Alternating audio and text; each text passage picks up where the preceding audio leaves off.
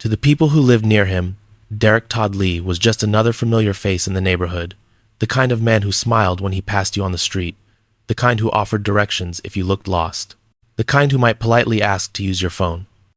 No one suspected that behind that calm, approachable exterior was a predator who had already begun turning ordinary homes into scenes of terror. Derek Todd Lee was born on November 5, 1968 inches Street, Francisville, Louisiana. On the surface, his adult life looked unremarkable. He married his high school sweetheart, Jacqueline. They had 2 children together. He worked blue-collar jobs as a pipe fitter and concrete finisher. To neighbors, he seemed friendly, reliable, normal. But normal was an illusion. By the late 1990s, Lee's darker behavior had already begun to surface. He had multiple encounters with law enforcement for stalking and voyeurism. In 1999, police caught him peering into apartment windows, watching women inside their own homes. In 2000, he was arrested again, this time for violently beating his girlfriend. These were not isolated incidents. They were warnings. Between 1998 and 2003, women across the Baton Rouge area began disappearing under chillingly similar circumstances. The first suspected victim was 8-year-old Randy McBrew. In April 1998, she vanished from her home while her 3-year-old son slept in the next room. Her body was never recovered, but blood evidence left little doubt about her fate. Then, beginning in 2001, the violence escalated. In September of that year, Gina Wilson Green was found dead inside her Stanford Avenue home near Louisiana State University.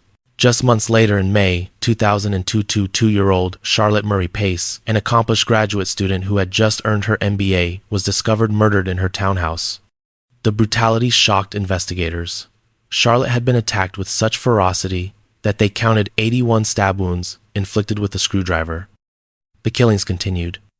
Pam Kinnamore, an antique shop owner, disappeared in July 2002. Tricia Colum vanished from Lafayette later that year.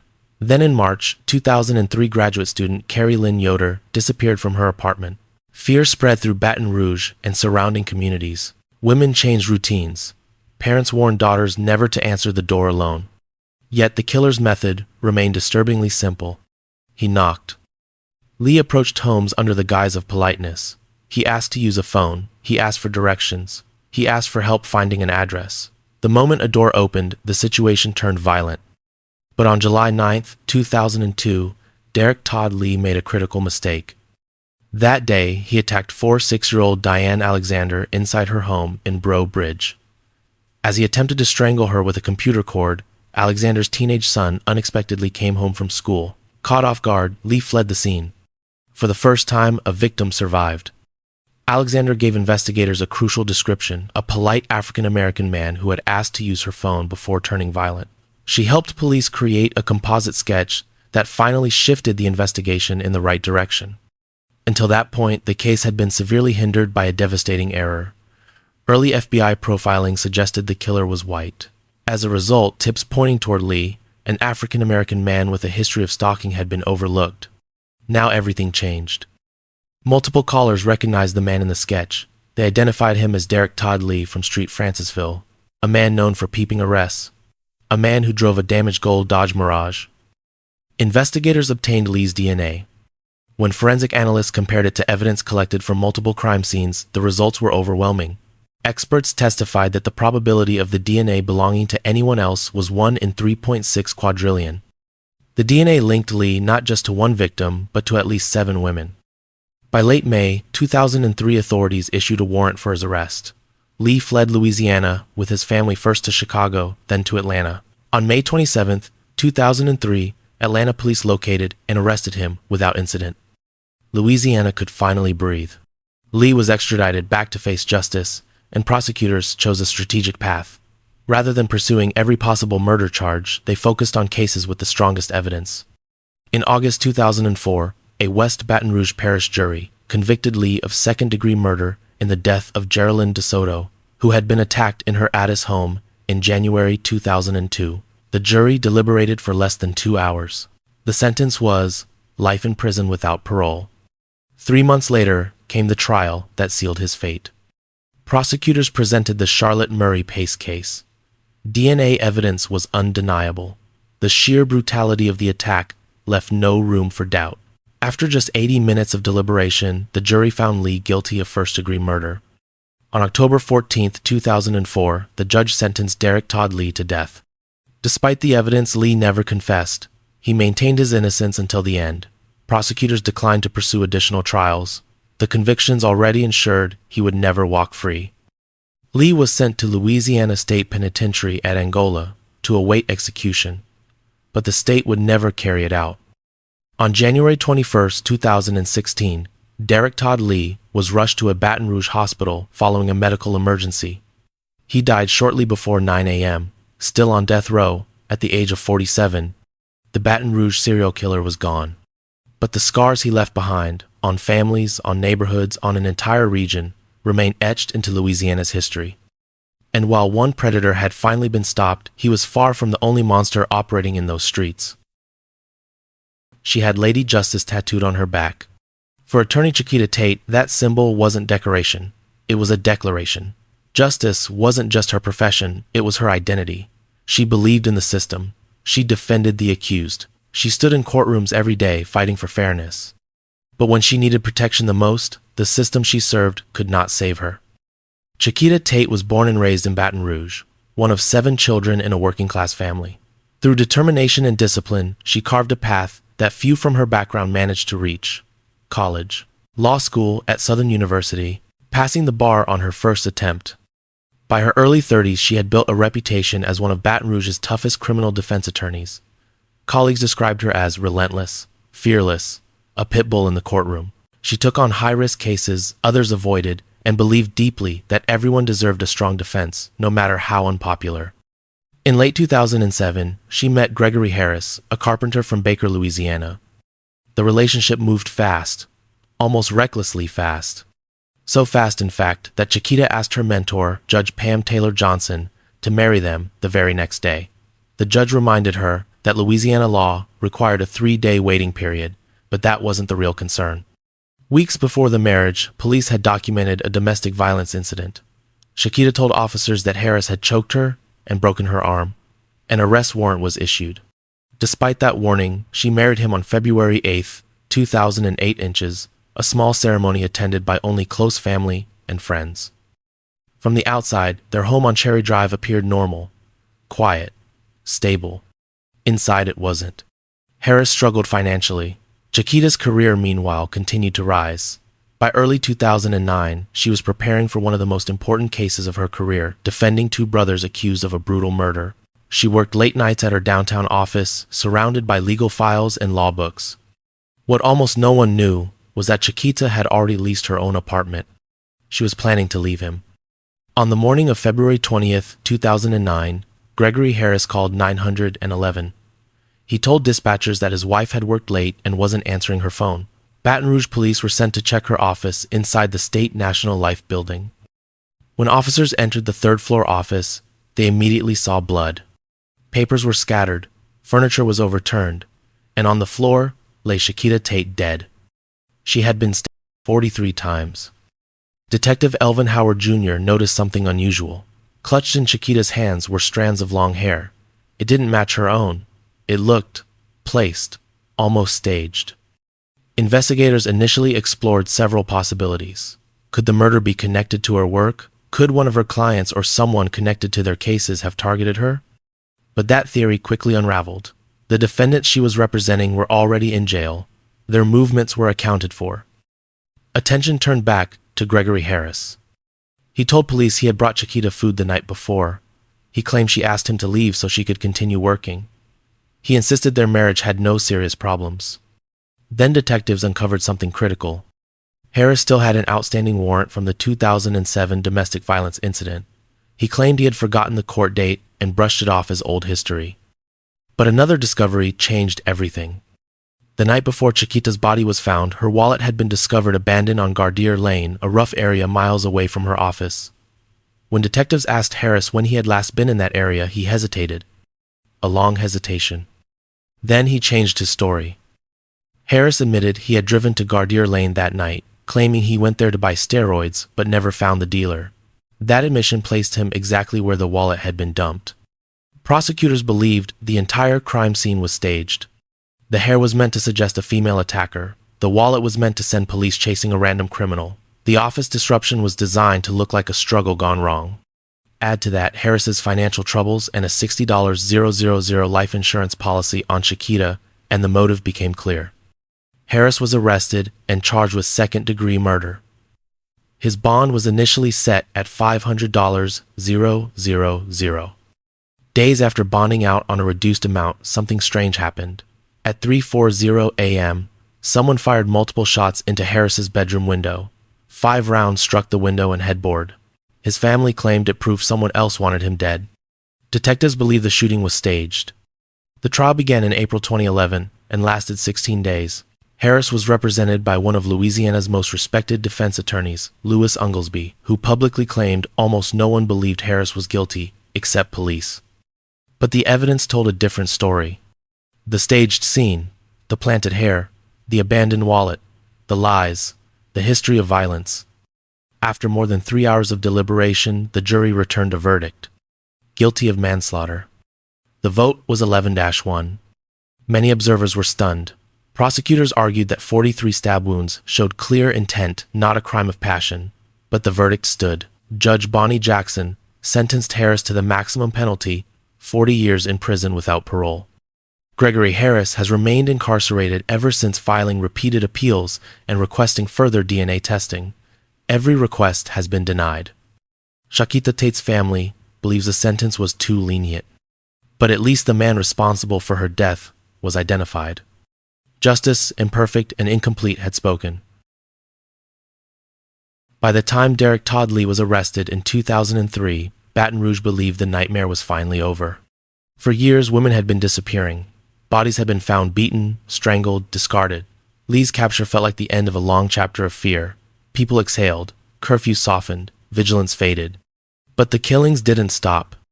When more bodies were discovered, victims whose injuries didn't match Lee's pattern, investigators were forced to confront a terrifying reality. There wasn't just one monster. There were several. And one of them had been hiding in plain sight. Jeffrey Lee Guillory grew up in Baton Rouge. He didn't stand out. He didn't trigger alarm bells. He lived quietly, blending into a city already overwhelmed by violence. There were no dramatic warning signs, no high-profile arrests, no headlines tied to his name.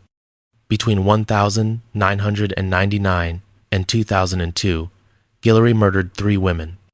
36-year-old Florida Edwards was killed in 1999.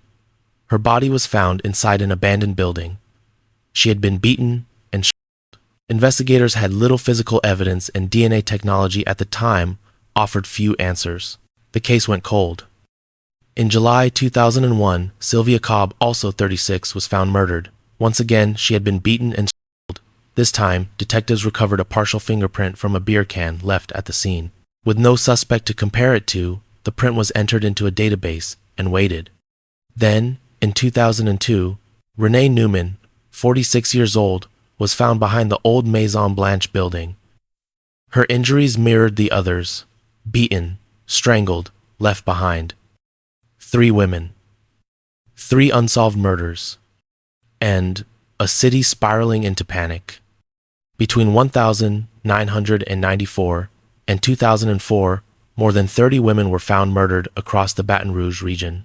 Task forces were formed, women armed themselves, self-defense classes filled, joggers stopped running alone. Parents warned daughters never to open their doors to strangers. In 2003, Derek Todd Lee was arrested. In 2004, another serial killer, Sean Vincent Gillis, was taken into custody after confessing to multiple murders. Yet investigators still had victims who didn't fit either man's pattern. The fingerprints from Sylvia Cobb's case still had no match. Then in September 2006, everything changed by accident. Jeffrey Guillory was stopped during a routine traffic encounter in Baton Rouge. Standard procedure required fingerprinting. When Guillory's prints were run through the system, one match lit up the database. The beer can from 2001. Sylvia Cobb's crime scene. Detectives questioned Guillory and collected a DNA sample. But at that time, forensic technology still wasn't strong enough to fully connect him to the older murders. There wasn't enough to charge him. Guillory walked out of the station, a free man. Investigators knew they had just watched a likely killer slip through their hands. 1 year later, Guillory struck again. On December 29, 2007, 30-year-old Johnny Rose Martinez left work in Lafayette and boarded her usual bus home. After stepping off near a Walmart, she walked down a wooded trail, a route she had taken countless times before. Guillory attacked her. He dragged her into the woods. He beat her so violently that her left eye swelled shut. He broke bones in her ankle. He strangled her with his hands. Martinez made a split-second decision that saved her life. She went limp. She pretended to be dead. Believing she was gone, Guillory took her ATM card and fled. A passerby later found Martinez alive and rushed her to medical care. Police immediately tracked the stolen ATM card. Someone was actively withdrawing cash from a bank in Baton Rouge. Surveillance cameras captured clear images of the suspect. When detectives showed Martinez the footage, she identified him instantly. Jeffrey Guillory. He was arrested in January 2008 and held in jail for the attempted murder and robbery. While he awaited trial, the Louisiana State Police Crime Lab revisited the cold cases from the late 1992s and early 2000s. Forensic science had advanced. In December 2009, DNA results came back. Guillory's DNA matched evidence from the murders of Florida Edwards, Sylvia Cobb, and Renee Newman. After nearly a decade, 3 cold cases finally had a name. His legal downfall came in stages. In March 2010, Guillory went to trial for the attempted murder of Johnny Rose Martinez. Her testimony, the ATM footage, and the withdrawal records left no doubt. He was convicted of attempted second-degree murder and second-degree robbery. The sentence, 50 years without parole. Then came the murder trials. In September 2011, Guillory was tried for the killing of Renee Newman. Prosecutors presented DNA evidence directly linking him to the crime. They also highlighted his violent pattern, including the Lafayette assault. The jury needed less than an hour. They returned a unanimous verdict of guilty of second-degree murder. The judge sentenced Guillory to mandatory life in prison without parole. Prosecutors chose not to try him for the remaining murders. With life plus 50 years already imposed, Guillory would never leave prison. District Attorney Dana Cummings later noted that if Newman's murder had occurred after Louisiana passed its serial killer statute in 2009, Guillory could have been eligible for the death penalty. Today, Jeffrey Guillory remains incarcerated at David Wade Correctional Center. Investigators still consider him a suspect in other unsolved homicides from Baton Rouge's darkest decade. His crimes were overshadowed by more infamous killers, but to the families of his victims, that distinction doesn't matter. He was another predator operating while an entire city lived in fear. And while his violence was devastating, the next case on Louisiana's timeline would plunge an entire neighborhood into horror through a massacre so brutal it still haunts the state decades later. Sometimes the most terrifying monsters don't arrive suddenly. They grow up in the neighborhood. They walk the same streets. They blend in until the violence explodes. In Shreveport's Cedar Grove neighborhood, that monster was Nathaniel Robert Code Jr. Born on March 12, 1956, Code's life began fractured. His parents divorced when he was just 6 months old. He was raised by his great-aunt Josephine and his grandfather William. From an early age, people noticed something was off. He would stop mid-conversation and stare blankly, as if disappearing into his own mind. Neighbors whispered about disturbing behavior, including rumors of animal abuse during his teenage years. Academically, he struggled. He failed 9th grade and eventually dropped out of school entirely. By adulthood, Code was already familiar with the criminal justice system. In 1980, he was convicted of a serious felony and sentenced to 15 years at Louisiana State Penitentiary. But, with good time credits, he served less than 8 years. In January 1984, he walked free, returning straight to Cedar Grove. Within months, the killing began. On August 31, 1984, 5-year-old Deborah Ann Ford, a mother of 2, was murdered inside her home. Code tore through a bathroom window screen and entered the house. He bound her hands, gagged her, stabbed her 9 times in the chest, then slit her throat 6 times, nearly decapitating her. Caddo Parish Coroner Dr. George McCormack examined the scene and came to a chilling conclusion: this killer would strike again. But forensic science was limited. There was no suspect. The case went cold. Code faded back into the neighborhood. Less than a year later, on the early morning of July 19, 1985, Cedar Grove was shattered by one of the most brutal crimes in Louisiana history. Inside a home on Dall Street, Code murdered 4 people. 34-year-old Vivian Cheney, her partner Billy Joe Harris, her brother Jerry Colbert, and her 5-year-old daughter Kara. The attack was sadistic.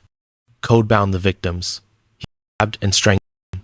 He forced Vivian to sit in her daughter's blood before dragging her to the bathtub, where he drowned and strangled her. He attempted to decapitate Kara. 2 younger girls in the house survived only because they hid. When Vivian's sister arrived later that morning for a surprise visit, she found the bodies still warm. The children were in shock. Cedar Grove would never be the same. Investigators discovered 3 left palm prints on the bathtub. Dr. McCormick theorized that the killer was right-handed, using his dominant hand to drown Vivian while bracing himself with his left.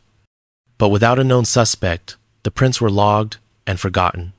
Code likely continued killing. On June 24, 1985, 8-year-old Wes Burks was found stabbed in his home. Less than a month later, 20-year-old Monica Barnum was murdered. Code was strongly suspected in both deaths, but never charged.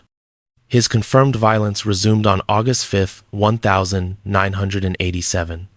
That night, Code entered the home of his own grandfather, 73-year-old William T. Code.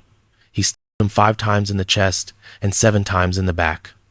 2 children were in the house: 12-year-old Joe Robinson Jr., 8-year-old Eric Williams. Code bound them both and strangled them to death. The next morning, as police secured the crime scene, a man approached officers voluntarily. He offered a strange explanation about why his fingerprints might be inside the house. That man was Nathaniel Code. Detectives immediately sensed something was wrong. His behavior was erratic, his explanation unnecessary. They brought him in for questioning and took his palm prints. The match was instant. The palm prints from the bathtub in the 1985 quadruple murder. The prints from Deborah Ford's bathroom window in 1984.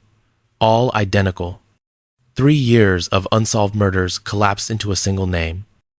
A Caddo Parish grand jury indicted Code on 5 counts of first-degree murder Deborah Ford and the 4 Cedar Grove victims. Prosecutors later severed the Ford case to focus on the strongest evidence. The 1990 trial centered heavily on forensic testimony. FBI profiler John Douglas confirmed that the murder shared a distinct signature, a killer who sought complete domination and psychological control over his victims. After just over 1 hour of deliberation, the jury convicted Code on all 4 counts. During sentencing, they unanimously recommended death. The judge imposed the sentence. Code launched appeal after appeal, arguing that he couldn't have killed 4 people alone and that his trial had been unfair. The Louisiana Supreme Court rejected every claim. Execution dates were scheduled in 1994 and twice in 1995, but each was stayed. Decades passed. Code remained on death row at Louisiana State Penitentiary at Angola, filing lawsuits and appeals, including a claim in 2013 that extreme heat conditions violated his rights. Today, Nathaniel Code is 68 years old, still on death row. More than 35 years have passed since his conviction, more than 40 since the Cedar Grove massacre. Families of the victims continue urging the state to carry out the sentence. Though Louisiana resumed executions in 2025, after a long pause, Code's execution date remains unscheduled. His crimes left a permanent scar on Shreveport, but Louisiana's darkest history was far from finished. Because the next killer didn't lurk in the shadows or act in brief bursts of violence, he lived a double life for years, quiet, ordinary, and unspeakably brutal. For nearly a decade, Sean Vincent Gillis lived an ordinary life. He held a steady job as a computer operator. He maintained a long-term relationship. He lived quietly in Baton Rouge, mowing his lawn, carrying groceries, blending seamlessly into the rhythm of suburban normalcy. To neighbors, he was forgettable. Behind closed doors, he was anything but. Gillis was born on June 24, 1962, and grew up in Baton Rouge. His childhood was unstable but unremarkable. His father struggled with alcoholism and mental illness, drifting in and out of psychiatric hospitals before disappearing from the family entirely. Gillis was raised primarily by his mother Yvonne and his paternal grandparents. In school, Gillis didn't stand out. He performed adequately, made friends, and showed no obvious signs of the violence that would later define him. As an adult, he moved in with his girlfriend Terry Lemoyne, who believed she was building a future with a quiet, dependable man. She had no idea what he was hiding. Privately, Gillis developed an obsession with violent and explicit material. Over time, those fantasies intensified, fermenting quietly until they crossed a line. On March 21, 1994, Gillis committed his first known murder. His victim was 2-year-old Anne Bryan, a resident of Street James Place, an upscale retirement community in Baton Rouge. Gillis entered her apartment intending to attack. When she screamed, he panicked. He slashed her throat and stabbed her more than 50 times before fleeing. The case went cold. Gillis returned home, returned to work, returned to his girlfriend. Life continued. For nearly 5 years, there were no known killings.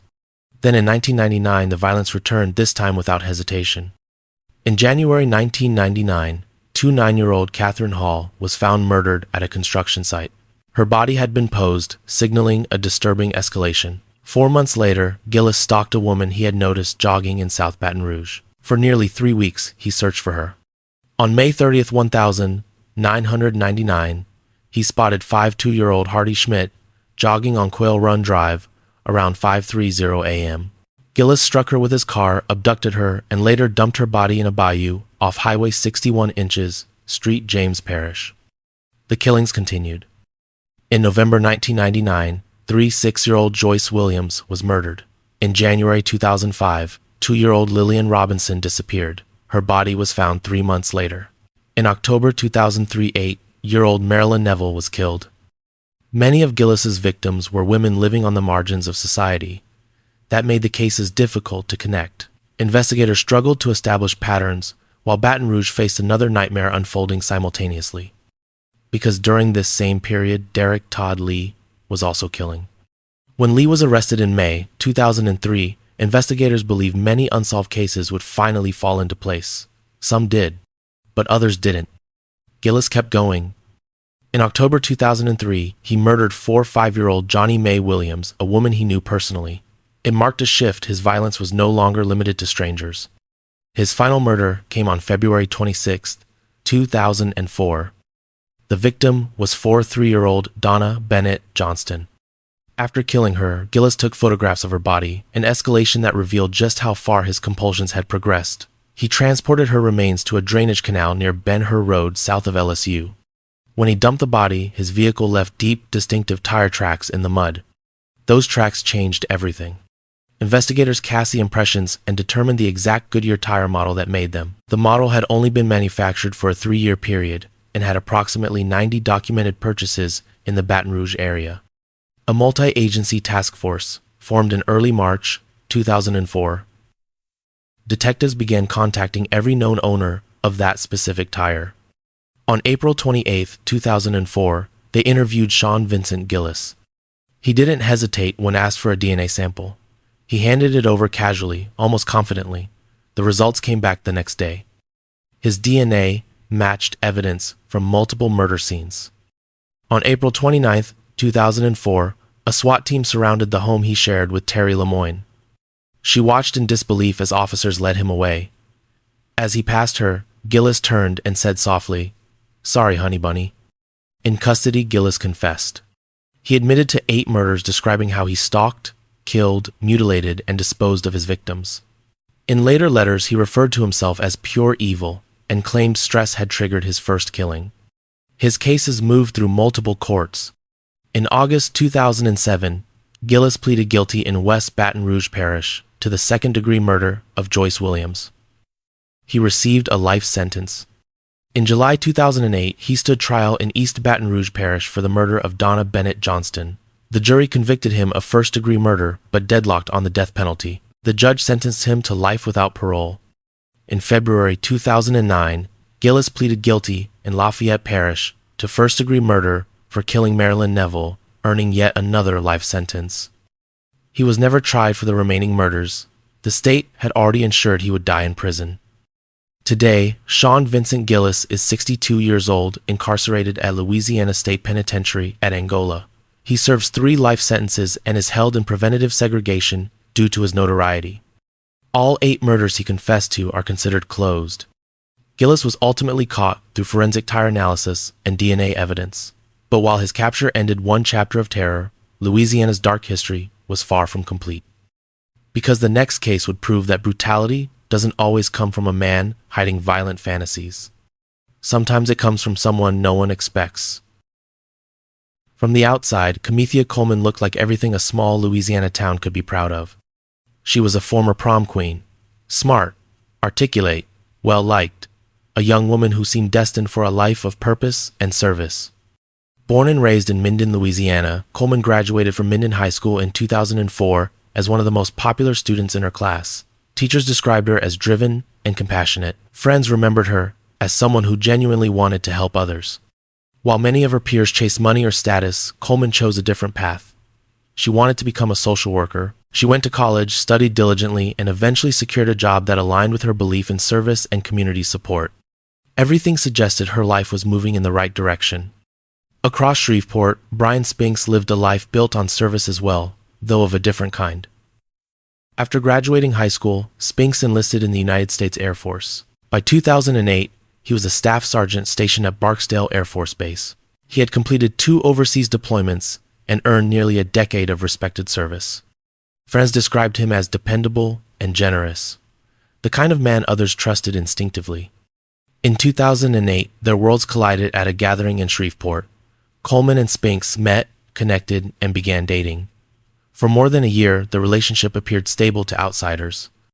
But beneath the surface, something was changing. Coleman grew increasingly possessive. Concern turned into suspicion. Suspicion hardened into control. By early 2010, the relationship had deteriorated to the point where Spinks decided it had to end. On the morning of January 17, 2010, Spinks left Coleman a voicemail. The message was clear. The relationship was over. Just hours later, shortly before 4:00 a.m., Shreveport 911 operators received a frantic call. It was Coleman. She was hysterical, screaming that someone had followed her into Spinks's apartment and stabbed her boyfriend. In the background of the call, Spinks could be heard moaning, struggling, still alive. When first responders arrived at the apartment at Quail Creek, they found a scene of extreme violence. Spinks lay partially in front of the door, soaked in blood. He had been stabbed 64 times in the upper torso. His throat had been slashed. 2 bloody knives were recovered, one with a broken blade. Coleman told police that an unknown man had attacked Spinks. She pointed to shallow cuts on her own body, insisting she was a victim too. But almost immediately, investigators began noticing problems with her story. There were no signs of forced entry, no evidence of an intruder. The physical evidence didn't match a random attack. Then detectives uncovered the voicemail. The breakup message Spinks had left just hours before his death. Coleman was arrested and charged with second-degree murder. In July 2011, a judge ruled her incompetent to stand trial and ordered her transferred to Louisiana Forensic Facility for evaluation. After 90 days, doctors determined she was competent. The trial was scheduled for April 2012. The courtroom became the stage for 2 radically different narratives. Coleman pleaded not guilty by reason of insanity. Her defense argued that she had suffered repeated mistreatment and was acting in self-defense while experiencing post-traumatic stress disorder. Nearly 30 witnesses were called on her behalf. Coleman took the stand herself. She claimed that when she arrived at Spinks's apartment that night, he became aggressive. She testified that he choked her in the bedroom, retrieved a knife from the kitchen, and injured her during a struggle. According to her account, she grabbed her own knife in self-defense, and everything after that became a blur. Prosecutors dismantled that version piece by piece. Assistant District Attorney Dale Cox emphasized the sheer scale of the violence. 64 stab wounds, many delivered from behind. The final injury, a deep slash to the throat, was described as deliberate and decisive. The state argued that Coleman had stabbed Spinks to subdue him, then continued the attack long after any threat had ended. The jury heard the 911 call. Coleman sobbed as it played. Spinks's family sat silently, absorbing every word. After more than 2 hours of deliberation, the jury returned with its verdict on May 2, 2012.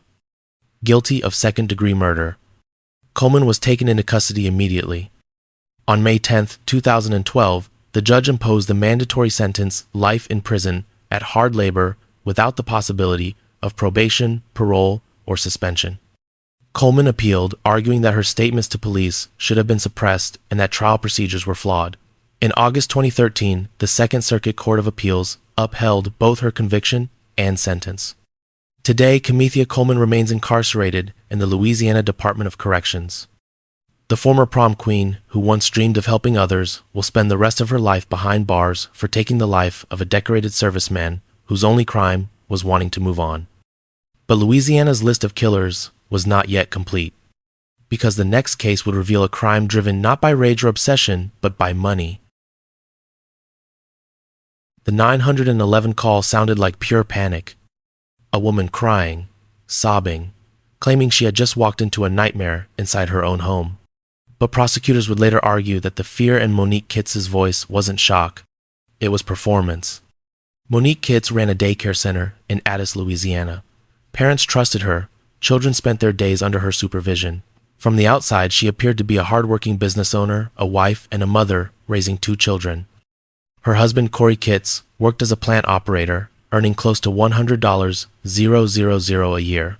Financially, the family was stable, comfortable. To neighbors, nothing seemed out of place. But behind closed doors, Monique's life was unraveling. In 2006, a man named David Johnson began delivering milk to Monique's daycare for Klein Peter Farms Dairy.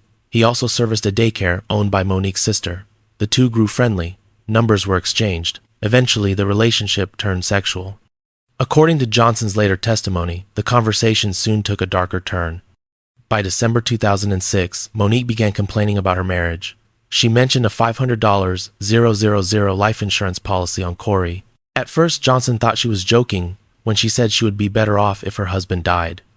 Then the joke stopped. Johnson testified that Monique asked him to help find someone who could kill Corey. She gave him around $2,000 supposedly to pay a hitman. Johnson never contacted anyone. He kept the money. When Monique asked why Corey was still alive, Johnson claimed the hitman had disappeared. Years passed. Corey remained alive. In 2008, Monique proposed another option, Carl Michael Howard, a Verizon employee from Roswell, Georgia. According to testimony, Howard agreed to carry out the murder. A month before Corey's death, something strange happened. On June 9, 2010, Corey called 911 to report stolen money. He said $4,500 had been taken from the house money Monique had placed in their nightstand while he was sleeping. He also reported seeing a suspicious red vehicle parked across the street. When police arrived, Monique refused to let them enter the home. She said she didn't want to frighten their daughter. She also refused to provide Corey's phone number. With no clear evidence, the incident went nowhere.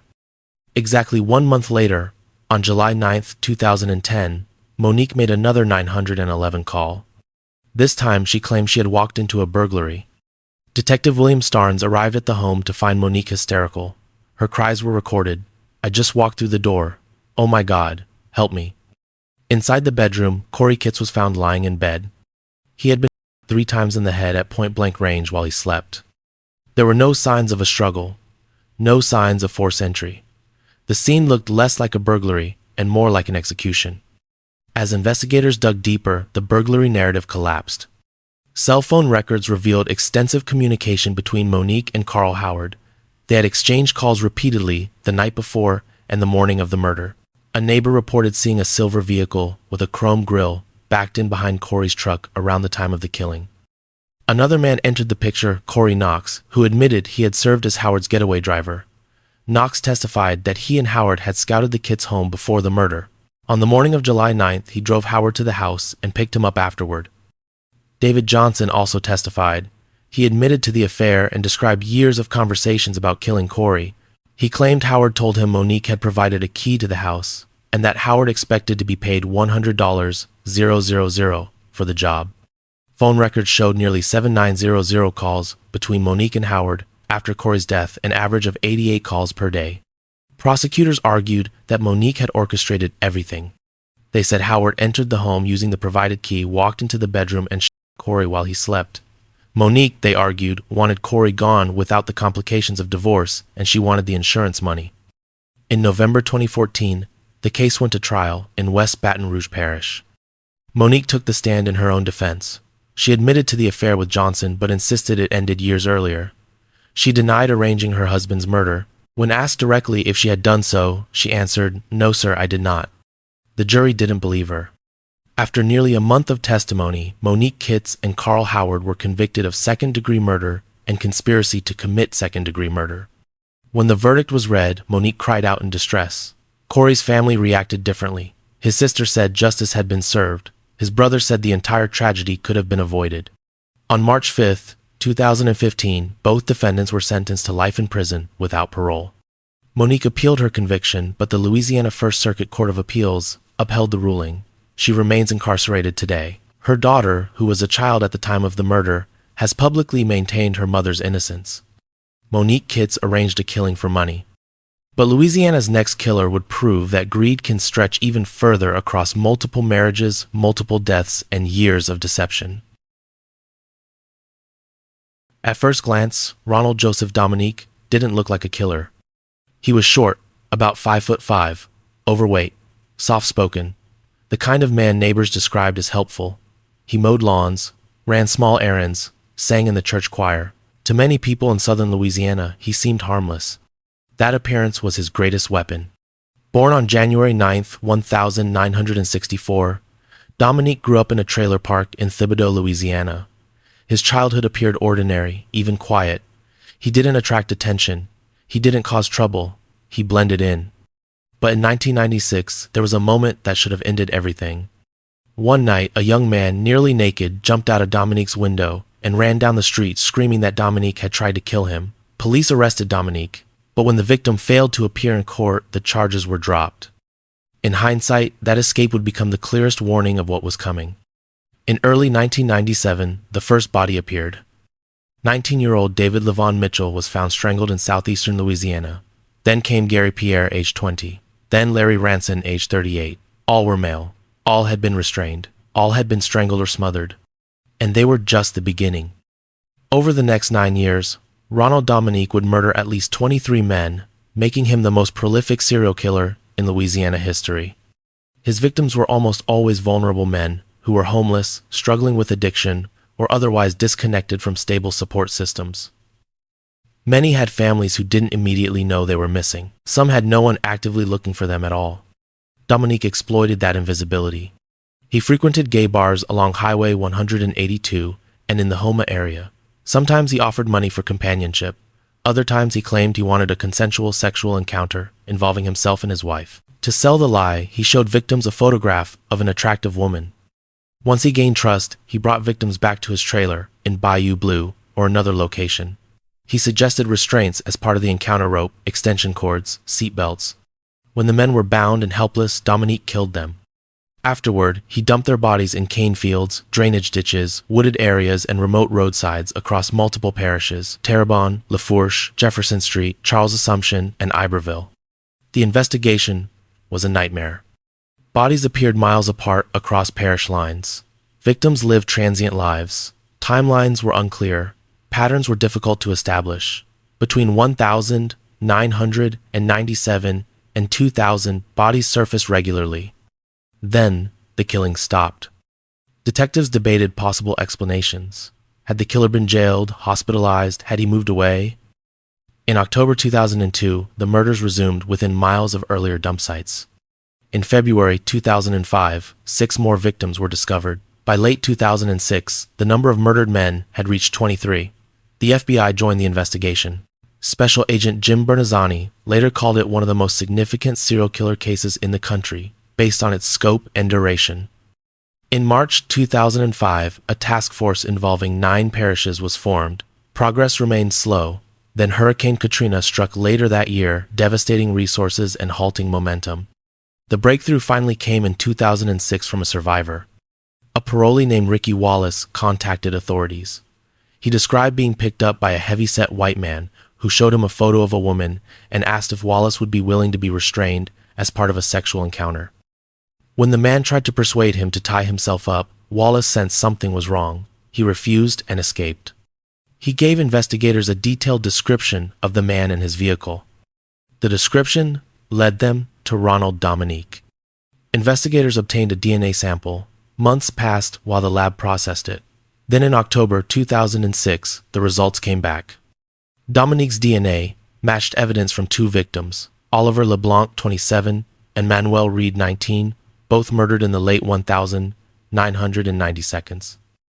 On December 1, 2006, police located Dominique at a homeless shelter in Houma and arrested him on 2 counts of murder.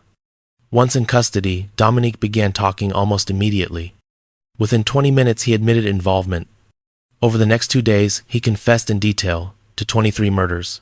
He described how he lured victims, restrained them, killed them, and disposed of their bodies, often providing information only the true killer could know. He even accompanied investigators to several dump sites, helping them locate remains. Detectives described Dominique as manipulative and self-pitying. He often portrayed himself as the victim, alternating between casual descriptions of murder and emotional appeals for sympathy. Facing overwhelming evidence, Dominique accepted a plea deal to avoid the death penalty. On September 23, 2008, he pleaded guilty to 8 counts of first-degree murder and received 8 consecutive life sentences without the possibility of parole. At least 30 family members of his victims attended the hearing. Some confronted him directly. One relative said he left her brother in a cane field for animals to consume. Others shouted insults as he was led away. Today, Ronald Dominique is 60 years old, incarcerated at Louisiana State Penitentiary at Angola. He will never be released. His case remains one of the largest serial murder sprees in modern American history, one that received far less national attention than others, largely because many of his victims came from marginalized communities, and because Hurricane Katrina dominated headlines during the investigation. With Dominique behind bars, Louisiana's grim list of killers was nearly complete. But one final case remained. A reminder that sometimes murder isn't driven by brutality or compulsion, but by calculated greed. When police finally arrested Emma Jean Rain in Missouri in 2013, they told her she was being taken into custody for murder. She didn't panic. She didn't cry. Instead, she asked a single question: which husband? That response captured everything investigators had spent years uncovering: a long, calculated pattern of death, deception, and financial greed that earned Emma Rain the title of Louisiana's true Black Widow. Her first husband was Leroy Evans. In 1994, Evans was recovering from a devastating car accident that left him paralyzed and dependent on a feeding tube. While he slept one night, that tube was mysteriously removed. Evans choked to death. Suspicion followed, but no charges were filed. Emma collected the life insurance payout and moved on. By the late 1992, she was married again, this time to Ernest Smith, a respected New Orleans East clergyman, an avid motorcycle rider. The marriage appeared stable, but behind the scenes, Emma was quietly restructuring their finances. In 1997, she took out a $100,000 life insurance policy on Smith. Over the next several years, she repeatedly increased it. By 2005, the policy had grown to $800,000. During this marriage, Emma began an affair with a man named James Rain. Prosecutors later argued that the relationship evolved into something far more dangerous. 2 months before Ernest Smith's death, Emma added James Rain as a beneficiary to half of the $800,000 policy. The other half was intended for Smith's daughter. When that became a problem, Emma allegedly convinced her own daughter to impersonate Smith's daughter and sign forged documents. That daughter was later convicted of forgery in 2014. On April 15, 2006, Ernest Smith returned from a motorcycle ride to his townhouse on Roger Drive in New Orleans East. As he approached the doorway, he was shot twice in the chest with a 9mm handgun. He collapsed inside the home and died at the scene. Emma called 911, but the timing could not have been worse. The New Orleans Police Department was still crippled by the aftermath of Hurricane Katrina. The case stalled almost immediately. Emma collected the $800,000 insurance payout and left Louisiana with James Rain. She used the money to build a large mansion in Poplarville, Mississippi, complete with a pool, multiple televisions, and even a private road she named Emma Lane. She married James Rain later that same year. 5 years later, on April 16, 2011, history repeated itself. James Rain was found shot to death inside that mansion. He had been shot multiple times in the head and neck. Security cameras had been turned off the day before. Emma claimed she was out of town on business and asked her mother to check on him. Her mother found the body. Once again, Emma collected insurance money. Soon after, the mansion burned down in a fire ruled arson. She collected again, but this time the pattern could not be ignored. James Rain's adopted brother, Alfred Terry Everett, eventually broke down and confessed to relatives. He revealed that years earlier, he and Emma had paid him $10,000 to kill Ernest Smith.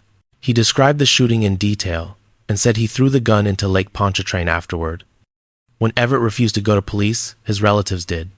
In 2012, New Orleans cold case detective Desiree Barnes launched a 16-month investigation. Working with insurance companies, federal agents, and multiple state agencies, she reconstructed the financial trail and timelines. In July 2013, Everett was arrested in Texas. 1 month later, Emma was arrested in Missouri, where she had already married a fourth husband, John Golston. Everett went to trial first in December 2014. Despite opportunities for leniency, he refused to testify against Emma. He was convicted of second-degree murder and sentenced to life in prison. Emma's trial began in August 2016. Prosecutors laid out a pattern built on insurance records, phone data, forged documents, and witness testimony. 3 husbands dead. Large payouts every time. A clear financial motive. Emma's defense argued that James Rain, not Emma, had orchestrated Ernest Smith's murder and that she had been manipulated. They questioned Everett's credibility and pointed out that the case was largely circumstantial. The jury disagreed.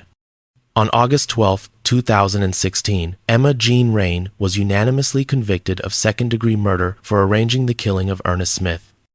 She cried out loudly as the verdict was read. On October 21, 2016, the judge sentenced her to life in prison without parole. Her fourth husband continued insisting she was innocent and spent nearly everything he had on her legal defense. It made no difference. Emma Rain remains incarcerated at the Louisiana Correctional Institute for Women in Street Gabriel. While she has never been charged in James Rain's murder, Mississippi authorities still list her as a suspect. 3 husbands dead, 3 major insurance payouts, a trail of fraud, deception, and murder stretching across decades. But Louisiana's darkest chapter was not yet complete, because the final case on this list would prove that even a quiet family man can hide a killing spree, one that terrorized an entire parish before it was finally stopped. In late 1997, the town of Opelousas, Louisiana was on edge. Women were disappearing. Bodies were turning up in places that once felt safe. Apartments, wooded areas near an airport, even outside a familiar nightclub. Fear settled into everyday life. People locked doors earlier. Parents warned daughters not to walk alone. When investigators finally identified the man responsible, the community was stunned. He wasn't a drifter. He wasn't an outsider. He was a husband, a father of 6, a man neighbors described as friendly and dependable. His name was John Peter Malveaux, the first recorded serial killer in Street Landry Parish history. Malveaux was born in 1,964 inches, Opelousas. He grew up attending a local apostolic church, serving as an altar boy. As an adult, he moved with his wife and 6 sons into a trailer park in Lafayette. Neighbors remembered him as polite and helpful, a man involved with his family. But behind the facade, Malveaux struggled with alcoholism and had drifted away from his religious roots. In February 1997, the violence began. 38-year-old Diane Sam was found dead inside her Opelousas apartment. She had been strangled and left partially unclothed. With few leads and no witnesses, the case went cold. 5 months later, on July 26, 1997, the nightmare escalated. 2 bodies were discovered near the Street Landry Parish Airport. The first victim was 6-year-old Carolyn Brown Nichols. Hours later, investigators found 3 1-year-old Tamitha Blake Wilson visiting from Baltimore. Both women had been strangled. Both were sexually assaulted. Both were abandoned in isolated areas. The similarities were unmistakable. A serial killer was active. The Opelousas Police Department and the Street Landry Parish Sheriff's Office formed a joint task force. Leads were scarce. Anxiety spread through the community. Then in October 1997, everything changed because one victim survived. A woman met Malveaux at a nightclub in Opelousas. He persuaded her to leave with him and drove her to a storage shed behind Lincoln Street. There he attacked her, strangling her so violently that her eyes began to bleed. Malveaux left believing she was dead. Hours later, she regained consciousness, escaped, and reached a nearby home.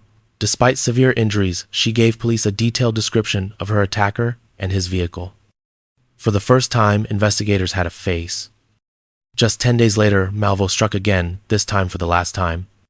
On October 29, 1997, Malveaux encountered 8-year-old Tammy Duplechain Smith at the Charcoal Lounge in Opelousas. The two knew each other through church connections. Smith agreed to give him a ride. Malvo directed her to an abandoned location known as the Bamboo Lounge in North Opelousas. There, he shot her to death. He then drove her body to Evangeline Parish, dumped it in a ditch, and stole her 1991 Dodge Dynasty. Smith was reported missing the next day. Her body was found on November 3rd. The stolen car became the break investigators desperately needed. On November 4th, 1997, at approximately 6:45 a.m., police found Smith's Dodge Dynasty abandoned in a Walmart parking lot in Breaux Bridge. Inside the vehicle, asleep, was John Peter Malvo. He was arrested immediately. During questioning, Malvo confessed to killing Tammy Smith. He described the attack in detail, explaining that after drinking at the Charcoal Lounge, he asked her for a ride and then decided to kill her. 2 days later, he confessed to killing Diane Sam. Investigators soon linked him to the murders of Carolyn Nichols and Tamitha Wilson as well. The arrest sent shockwaves through Opelousas. Neighbors and family members expressed disbelief. They acknowledged Malvo's drinking problems but said nothing had ever suggested violent behavior. Landry Parish officials reassured residents that the threat was over. Malvo faced charges across multiple jurisdictions. On November 24th, 1997, just weeks after his arrest, Malvo appeared before a Street Landry Parish grand jury. In a brief hearing, he pleaded guilty to 3 counts of first-degree murder, Nichols, Wilson, and Sam, and 1 count of aggravated rape related to the surviving victim. The judge sentenced him to 3 concurrent life sentences without parole. The murder of Tammy Smith remained unresolved because it occurred in Evangeline Parish and involved vehicle theft, making it a potential capital case. Prosecutors initially sought the death penalty. After discussions with Smith's family, who preferred certainty over years of appeals, a plea deal was reached. On April 3rd, 1998, Malvo pleaded guilty to Tammy Smith's murder and received his 4th life sentence. After sentencing, Malvo gave a brief interview to the Daily Advertiser. He claimed to have experienced a religious awakening and said he didn't understand what had driven him to kill. He insisted he wasn't a killer by nature. Today, John Peter Malvo is 60 years old, incarcerated at Louisiana State Penitentiary at Angola. He has spent nearly 3 decades behind bars. 4 women, Diane Sam, Carolyn Nichols, Tamitha Wilson, and Tammy Duplachain Smith, lost their lives. An entire community lived in fear, and 1 survivor is credited with ending a killing spree that might have continued indefinitely. Her survival changed everything. 10 stories, 10 names, 10 different paths that all led to the same place. Fear. Across Louisiana, these crimes unfolded in different cities, different decades, different circumstances. Some killers struck in silence. Others acted with shocking brutality. Some were driven by obsession. Others by control, greed, rage, or a need to dominate. Yet despite their differences, every case followed a familiar pattern. Each killer hid in plain sight. They were neighbors, spouses, co-workers, church members, people no one suspected until it was too late. Behind closed doors, behind friendly smiles, behind ordinary routines, violence waited patiently. For the victims, there was no warning. A knock at the door, a trusted relationship, a familiar face, a moment that should have been safe. And then, everything changed. What remains after the trials, the sentences, and the headlines fade are the lives left behind. Families forced to grieve without answers. Communities forever altered. Ordinary places turned into reminders of unimaginable loss. Justice came sometimes imperfectly. Some killers were sentenced to death, others to life behind bars. A few escaped full accountability altogether. But punishment alone does not restore what was taken. These stories matter not because of the killers' names, but because of the people whose lives were stolen, interrupted, erased. Their absence is the true legacy of these crimes. And perhaps the most unsettling truth of all is this: none of these monsters looked like monsters. They looked like us. Which is why remembering these cases isn't about fear, it's about awareness, about understanding how violence can grow unnoticed, how warning signs are missed, and how silence can be as dangerous as the crime itself. Louisiana carries these scars in its history, not to glorify the darkness, but to ensure it is never forgotten. Because when we stop remembering, that's when it happens again.